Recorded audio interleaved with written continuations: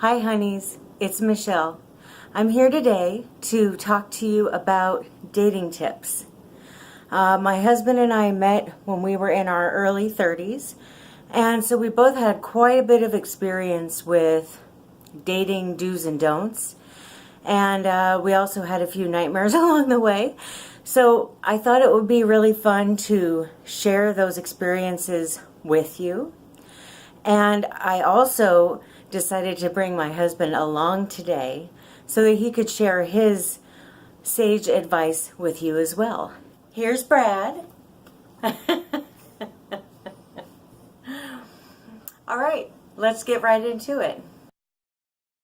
So the first tip, and it's one of my personal bugaboos, is hygiene. Nobody wants to smell BO. Nobody wants to smell bad breath. Nobody wants to see ear hair hanging out. So a little bit of grooming would also fall under that. And here's another tip.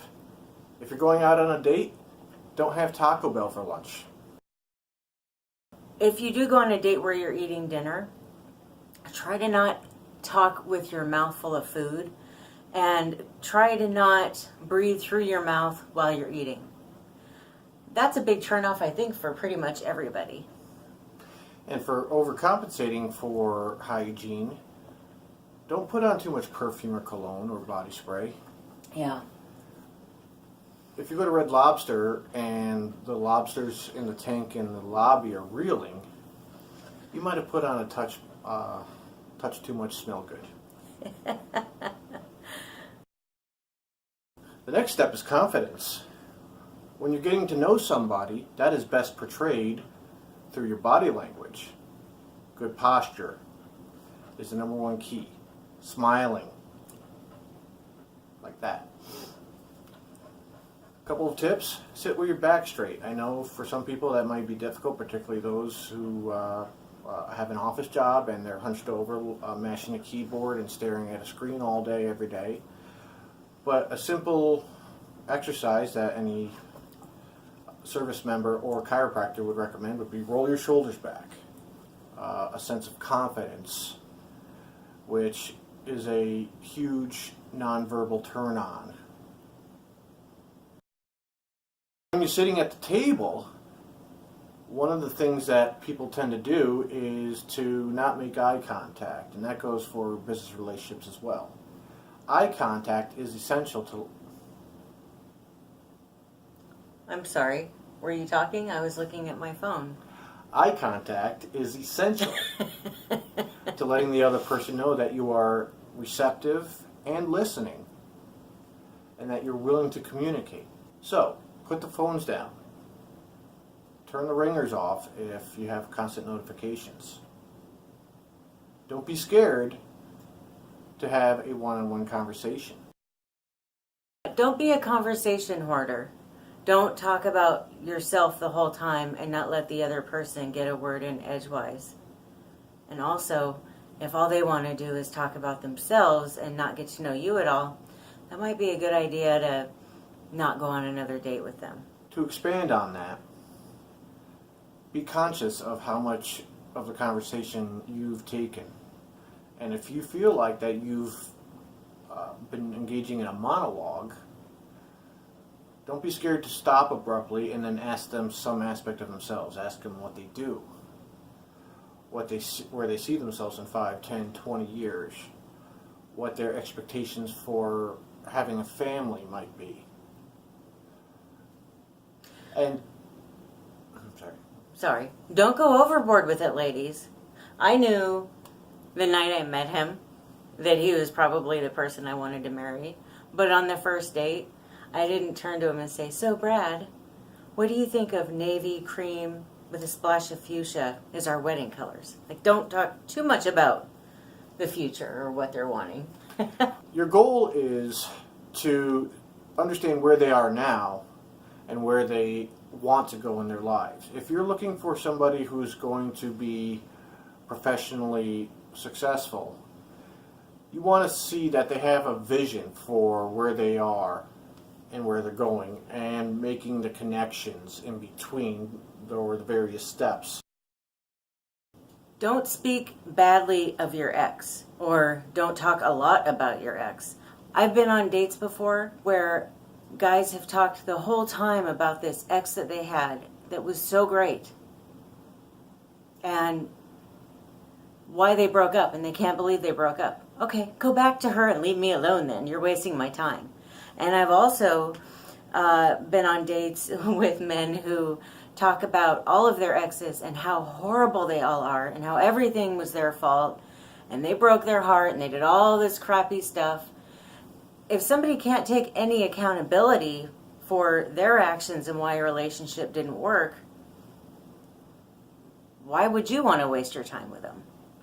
And if they're speaking so badly about every ex they have, how are they going to talk about you when things don't work out? I get it. We've all had our nightmares, and there are some people where it's really hard to figure out how you might have had any responsibility in the demise of that relationship. But don't talk about it, especially not when you're first dating. If you're constantly looking into the past, you're not looking at the present or the future. There's nothing wrong with acknowledging that you had a bad relationship.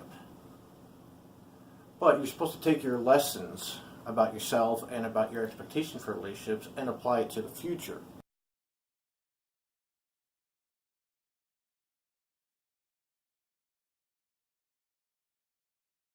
Wanting to be in a relationship in opposition to needing to be in a relationship.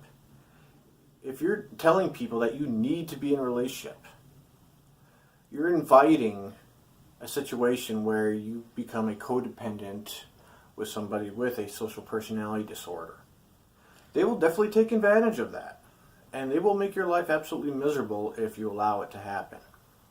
And by wanting somebody to be in your life but not needing them, you're not doing it necessarily to have a back door or an easy out, but make sure that the relationship you're entering is mutual. And you should be seeking somebody who also has that philosophy. Yeah, if you cannot stand being single or you cannot stand being alone, I hate to break it to you, but the best thing you can do for yourself is to be alone for a while. Spend some time on your own. Make sure that you are independent, that you can take care of yourself, that you don't need somebody to support you or take care of you. Make sure that you take the time to figure out what you like to do and what you want. Because it's really easy when you're in a relationship to mold who you are around them. So figure out who you are, what you want, what you don't want. Be honest about who you are and what you want. I have known quite a few people who act like who they think the other person wants them to be on a date. I love football when they hate it. If you're being fake about who you are, what you like, what you don't like, at some point it's going to come out. And when it does come out, it's going to create conflict in the relationship. And it might be a game changer for the other person. Time is the most valuable asset that any person has.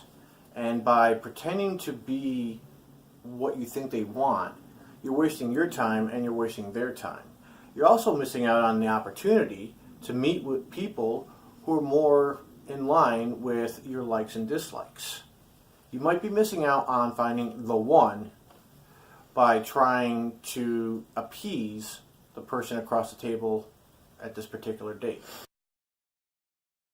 Just because you buy someone dinner or you pay for the date, that doesn't mean that you should expect them to give you an orgasm for dessert. In fact, I really recommend waiting a while to even kiss a person.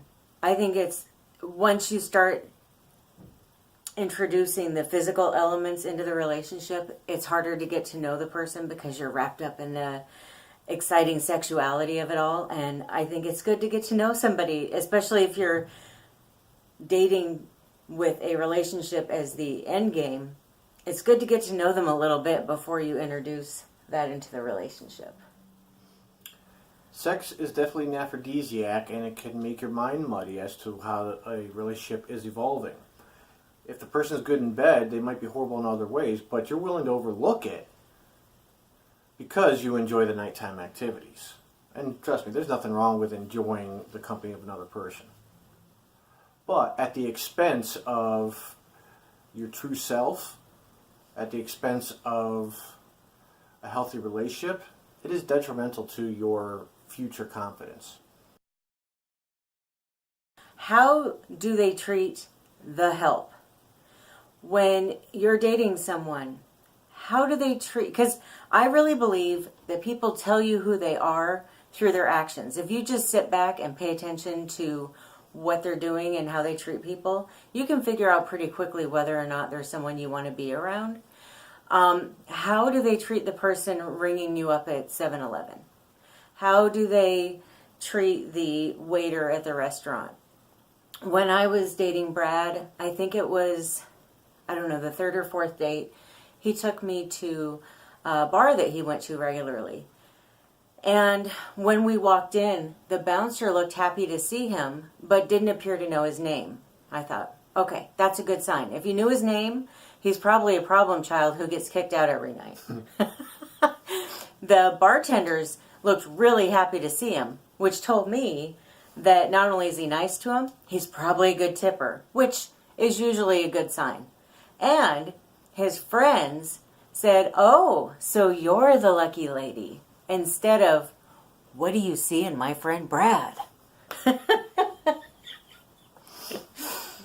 As Michelle said, people do unintentionally give away their true selves. If they're the type to hold a door open for a mother carrying a baby or an elderly couple struggling to get in or out of a building, that usually means he has an awareness of other people and are willing to even take the smallest of actions to make their lives just a touch easier. Perfect strangers. That's who you have to focus on how they treat. If your date is taking you to a restaurant and gets angry or mouthy with the host because the wait time isn't satisfactory, well, maybe that person has underlying anger issues. If they tip poorly, even though the service was average or better, that means they don't appreciate the things or the people around them. These are all just little indicators. And there might be a more involved backstory, but that's just a general rule, and it tends to have a lot of truth involved in it.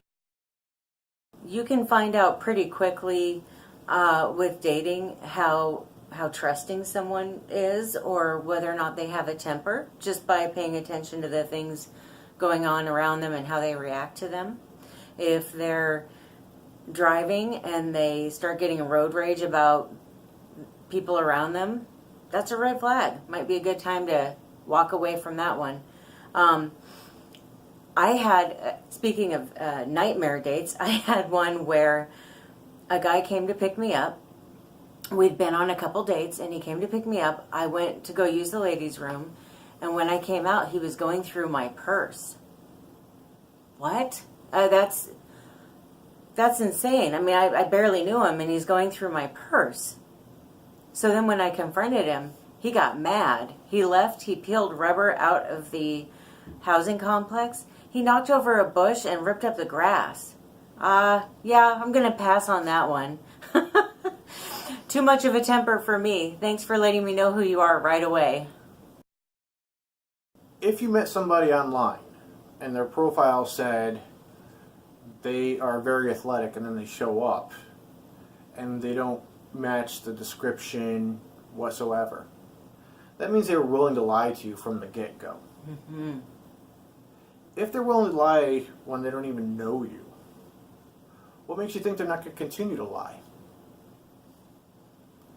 So that should be a red flag right out the gate, unless you want to give them a chance to explain themselves.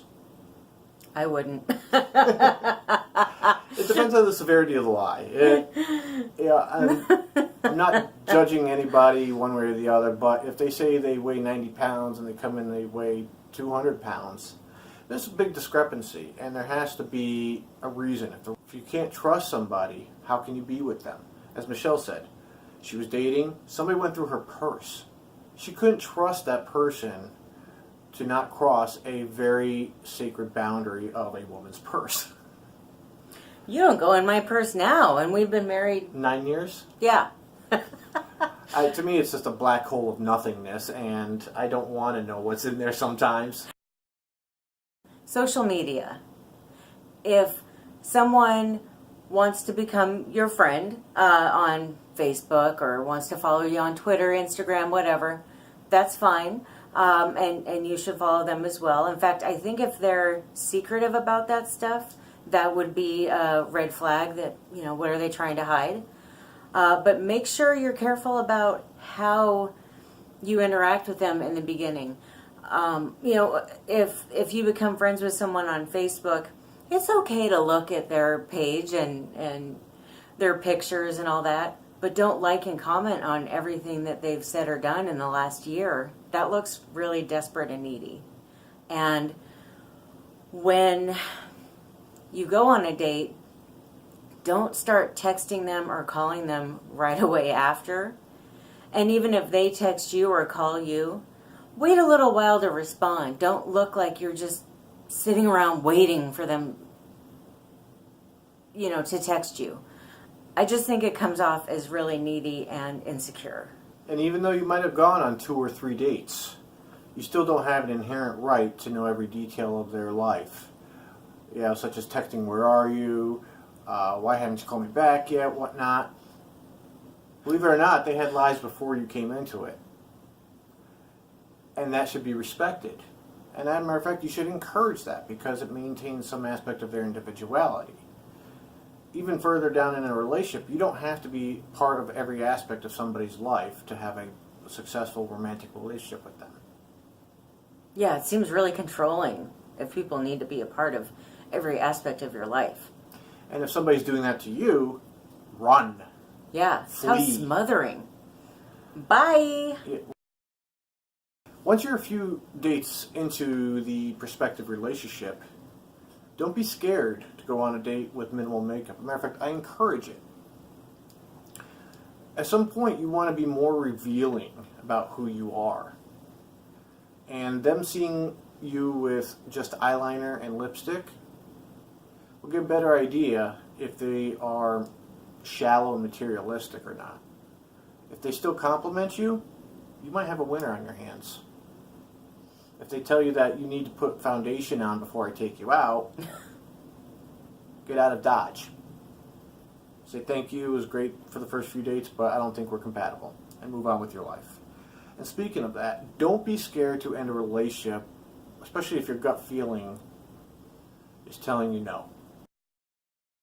If you meet someone and you think they're really attractive and they're a great fixer-upper, I can really turn them into the perfect person for me, just walk away. If they're not who you want as they are, it's really not fair to you or them to invest a bunch of time in trying to change them. And she's not referring to a shift manager wanting to be a store manager and abandoning them because they're not a store manager yet. She's talking about emotional and intellectual development. If you meet a guy that works in a warehouse and has a long beard and drives a pickup truck and you think you can turn him into an office worker who's going to be a CEO one day and wear suits every day and drive a BMW, that's not fair. Don't do that to them. Let them be who they are. For example, my ex-wife tried to take my previous grunge attire with a t-shirt and flannel and jeans and tried to turn me into an Esquire model. That's not my gig. And as you can tell, I have a lot of facial hair. I like it. She didn't. She wanted me to be smooth shave every day. And I thought at some point she would abandon the notion of making me into a model. And she didn't. And that's my failure. And that's part of where some of our points are coming from, is our bad experiences in the past. Yeah, we've both done a lot of soul searching individually and with each other about why previous relationships failed. And that's where we came up with this particular video. And I love your facial hair. And my point in mentioning that is just because one person doesn't like something about you doesn't mean there's not somebody else who will love it and think it's the greatest thing ever. I'm not into petite females. And it's not an insult toward the smaller lasses. I just like women with meat in their bones. It's my personal preference. So there is going to be somebody out there who's going to be attracted to you. So to tie it into a previous point I made, don't lie about who you are or where you are in your life, whether it be your physical characteristics, your professional development. Don't tell people you're the CFO of a mid-sized company when you are a bookkeeper that works in the back of a warehouse. You're more likely to attract somebody who's going to appreciate you for who you are and sees what you can evolve into on your own.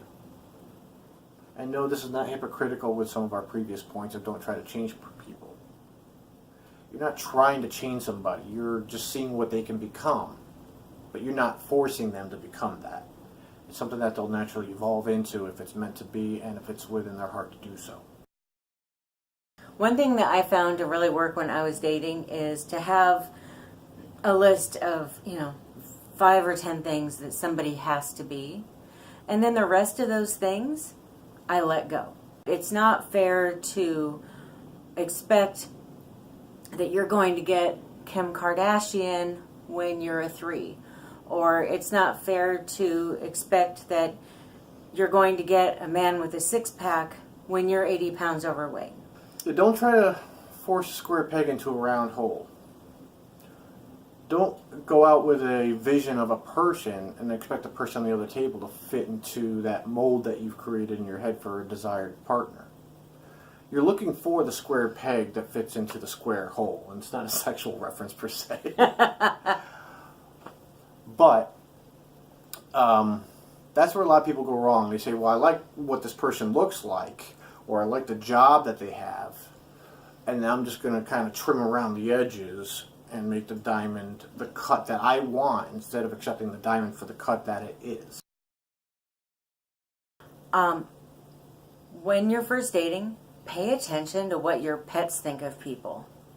They are a lot more perceptive and intuitive than we are. If my dog didn't love Brad, he wouldn't be sitting next to me right now. Right? Yeah. It's very important that you loved your daddy. Oh, look at him. Hi. Yeah. Hey, Joseph. Really, he's the one that picked Brad. Yeah, Michelle's just along for the ride. It was really me and my puppy. I don't think he would have married me if Joey wasn't my dog. Right? Oh, puppies. Yeah. Hey, Joseph. Oh, you want to shake? Okay, puppies. Oh.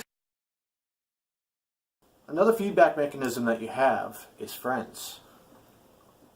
Friends will give you a much more objective opinion of your potential mate than you can get on your own. You're in the middle of the situation. You're on the inside looking out. So you might not catch things that other people would. Also, other people have experiences different than you. So they might be able to identify negative or positive aspects that you're not seeing because you are in the middle of a relationship. If you have a couple friends saying, run. And by friends, I mean like real people who know you and want nothing but the best of you. If you have a Real Housewives of whatever relationship with your friends, where you're backbiting and sniping and gossiping behind each other's back, their opinion is pretty much invalidated just on that alone because they might want you to fail for their own internal pleasure.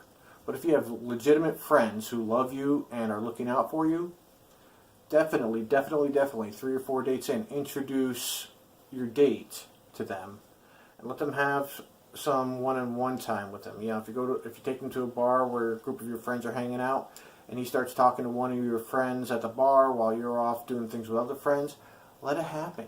You don't need to be involved in the conversation. Let your friend get their own impression and give you feedback. Like I said, they're outside. They won't be nearly as subjective about the situation than you will. Love is blinding. And you could want to have a relationship with this person so much that you are blatantly overlooking or ignoring some red flags or maybe some yellow flags. When you are dating someone, if you decide that they're not the one for you, there is absolutely nothing wrong with saying, hey, thank you so much, you're really nice, you're a great person, but you're just not the one for me. And if they don't take it well and they get really upset and they just demand that you keep dating them, that's really a good time to walk away. That's definitely a red flag in my mind. If someone's that attached to you after going on 1 or 2 dates, they seem a little needy, and it sounds almost like a fairy tale or a rom-com, which we really want to stay away from those situations because even though they sell them as being perfect, they're not very healthy. I had one date with someone once, and when I told him that I wasn't interested in going on another date, he just started calling and calling and calling, and he said, I have to let you know, the door is open. If a year goes by and you decide that you want to give me a chance, call me. The door is open. And I thought, what the heck? He's like, I told my mom about you, and she's excited. I'm thinking, that's a red flag. Run away. I mean, that's too desperate. You do not want someone like that. Trust me. You'll wish that you had if you don't.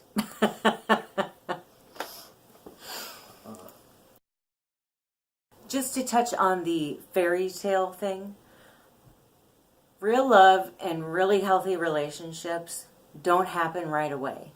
I see these fairy tales where the princess meets Prince Charming and they're in love, they kiss, they get married, they walk off into the sunset. That's not real life. You have to date someone for at least a month just to know if you want to keep dating them. And you have to know them for even longer to know if you want to settle down and get married. I mean, there is no way you're going to fall in love right away. And if you do, just walk away because that's a red flag. Fairy tales are not healthy. That's why they're called fairy tales. But when you're home and you're sitting by yourself and you're tranquil, not mad, not angry, not coming off a date, not expecting a date, make a list. All right? Make a list of 5 must-haves and maybe 10 desires, but not necessities. And what I mean by that is if you can't stand having a man with a hairy back, if that's a deal breaker for you, put that in there. But if you have 15 deal breakers in your list of requirements for having a relationship, your expectations may be a little high. All right, figure out what you can tolerate, what you can work around, what you can compromise on. That falls under the would like but not necessary list. But you should have 4 or 5 strong no ifs, ands, or buts boundaries.